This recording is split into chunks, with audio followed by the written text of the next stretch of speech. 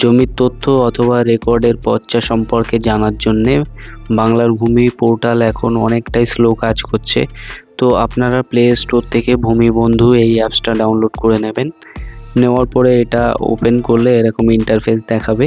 এখান থেকে select your email address, এখানে ক্লিক করে ইমেলটা দিয়ে লগ ইন করে নেবেন।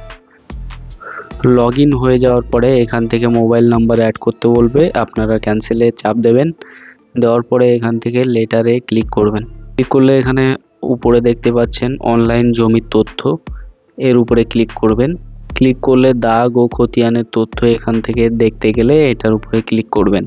ক্লিক করার সাথে সাথে এখানে মোবাইল নাম্বার, পাসওয়ার্ড আর ক্যাপচা দিতে বলবে। এটা আপনাদের বাংলার ভূমি পোর্টালে যে মোবাইল নাম্বার পাসওয়ার্ড দিয়ে আপনারা লগ ইন করেছিলেন সেইটাই এখানে দিতে হবে।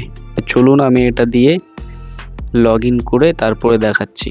মোবাইলে একটা ওটিপি আসবে, এখান থেকে অ্যালাউ করে দেবেন। দেওয়ার পরে কোডটা অটোমেটিক নিয়ে নেবে।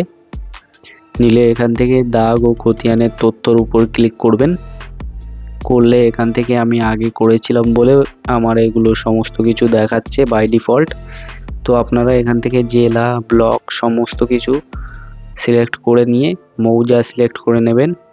নিয়ে এখান থেকে খতিয়ান অথবা দাগ নম্বরে ক্লিক করে যেটা দিয়ে দেখতে চান সেটা দিয়ে এখান থেকে দাগ নম্বরটা দেবেন।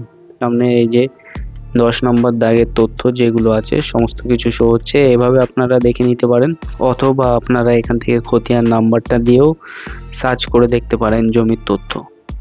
তো চলুন আমি এখান থেকে সার্চ করে তারপরে দেখাচ্ছি।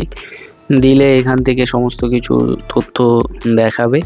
দেখানোর পরে নিচে দেখতে পাচ্ছেন এই যে যেটা অরেঞ্জ কালারের সেভ বাটন, এখানে ক্লিক করলে সেভ হয়ে যাবে। ঠিক আছে, তো এখান থেকে আপনারা ভিউতে ক্লিক করলে ভিউ করে দেখতে পারবেন।